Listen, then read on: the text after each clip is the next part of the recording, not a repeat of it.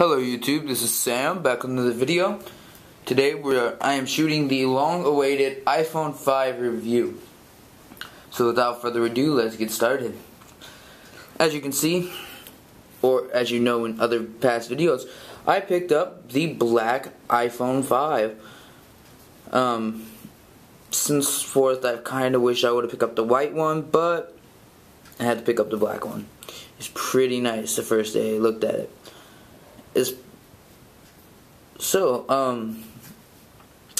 I'm gonna dive right into this video, and let's start with the cons, just because I want to end this video on a positive note. There's more pros than there are cons, but I would just like to show the cons first. So the first thing, obviously, is the lightning connector.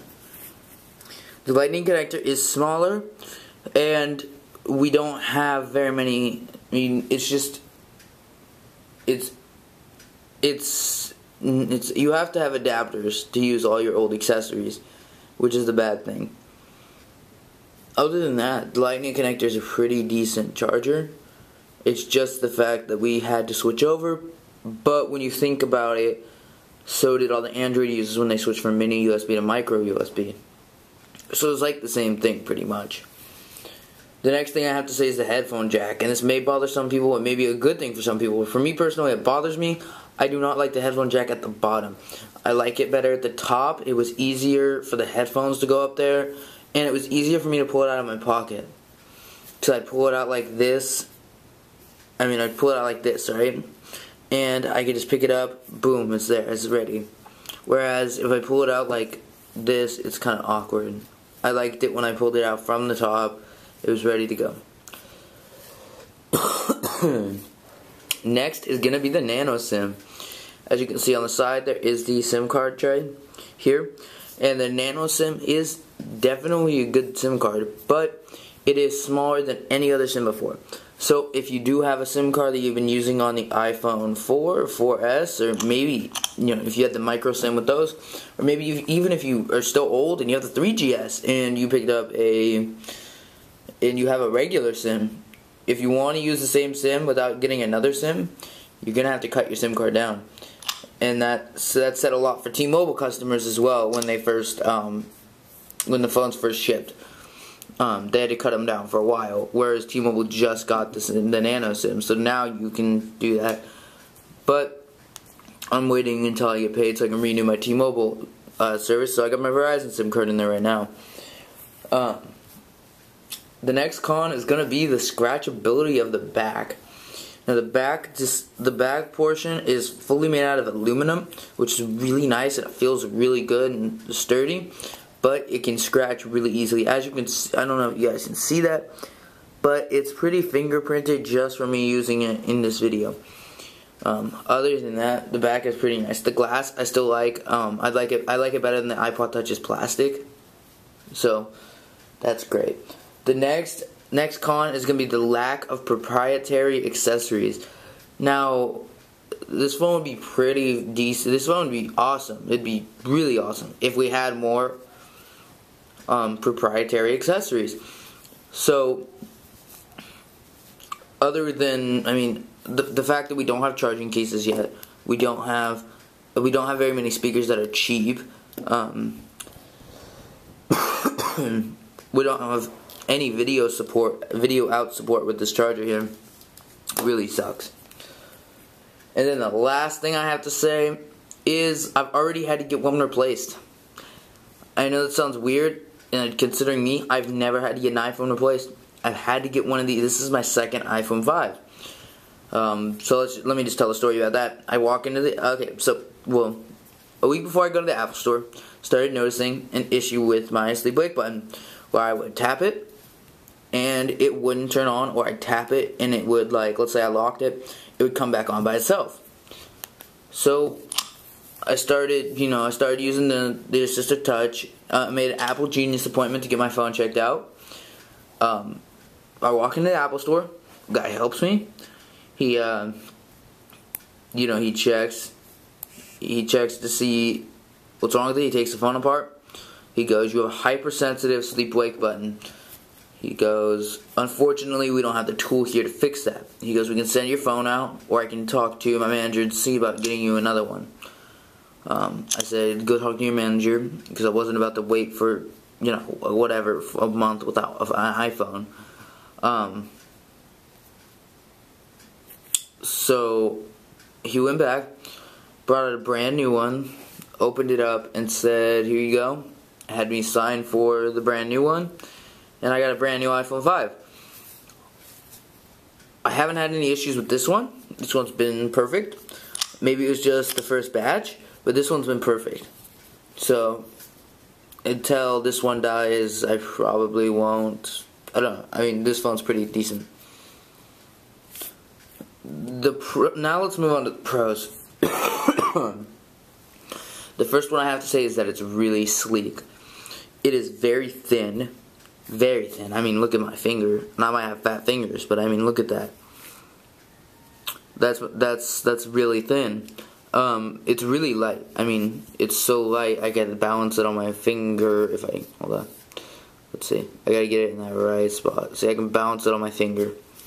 The next one is gonna be software based. It's gonna be the fast, responsive, you know, iPhone. It's really fast. It's really responsive. It loads things really fast. I can load up the messages. It's there. It does not lag at all. So, as far as the camera app as well, the shutter speed is really fast. We're going to go ahead and take a picture of this. Whoops. Go ahead and take another picture of the flowers. Boom. I can just do this all day. It's really fast. Video speed as well. It switches over pretty fast. And we're recording a video right now in 720p HD as well while I'm recording the video. So, I mean, it's really fast. Now, the next thing I wanted to mention was the camera itself. The camera itself is really fast. Like I just stated, it's also really good. So if I can show you guys, it's a really, really good camera. It is an 8 megapixel camera. I know you guys aren't going to be able to see that completely with the, you're not going to really be able to see that at all with the camera. But it's really good. And the FaceTime camera has been dramatically improved.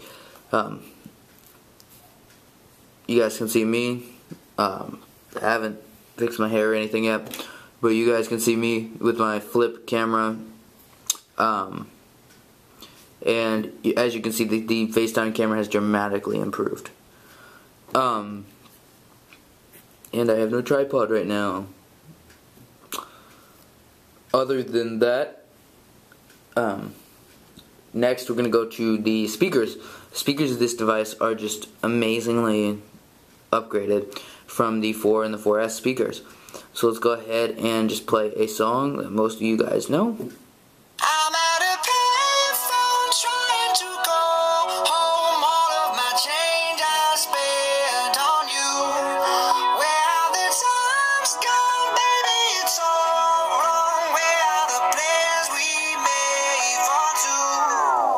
Yeah, I know it's hard to remember. Don't want to play that for more than 30 seconds because of the copyright law, but I mean, I'll be stealing the music. But next we're going to go to the battery life. Now, I've had this phone off the charger since 11:30. It's at 84%. That might sound bad considering it's only 156, but this phone usually lasts the whole day. I use my phone a lot. I have been using it a lot. I've been on the phone. I've been using the internet all day. So for those 2 hours, it's still really good. I mean, it's pretty decent battery life. Next, we're going to go on to the lightning speed. And when I say lightning speed, I mean the speed of the lightning connector. The speed of the lightning connector is extremely fast. Charging at about an hour. Charging the whole device at about an hour. And when I say the whole device, I mean from about 20 or less % all the way up to 100% ready to use in about 1 hour. So this device is extremely fast in charging. Next, I'm going to say the display. The display is really crisp. Really crisp. For some reason, my 4 and my 4S were never this good. It's just really nice, and it's a really good display. And you guys can't really see that through the flip camera, because the flip camera isn't the best camera.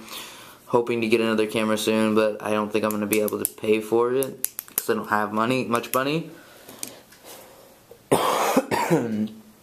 And I didn't get anything for Christmas, really, as far as cash. I mean, I got $40, and I bought something. I posted it on my YouTube channel the other day, and I will show you guys. I'll talk more about it at the end of this video. Next is gonna be Siri. She's upgraded, and I mean, she's been upgraded since the original iOS 6. But she is nice, fast, and responsive, unlike on my iPhone 4 where I had to jailbreak to get her. How are you doing today, Siri? I'm pretty good, Samuel. What's the weather like today? Nice weather coming up today. Up to 55 degrees and partly sunny. So, as far as Siri, she's really good, really responsive. What were the World Series listings? Checking my sources. This might answer your question. This pretty much just talks about the World Series, like, it's like a history of the World Series. How did the World Series end this year in 2012?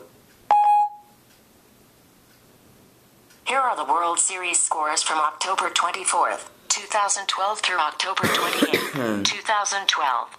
So as you can see, the Giants and the Tigers, obviously the Giants won because they're pretty badass, and that's my area. I live in that Bay Area, so that works for me. The next thing I want to mention is the speed, and if you notice at the top, I am on LTE. It's pretty blurry because this camera doesn't autofocus, especially on displays, which kind of sucks. But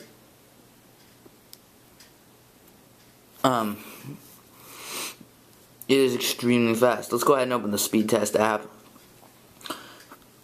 and start a speed test.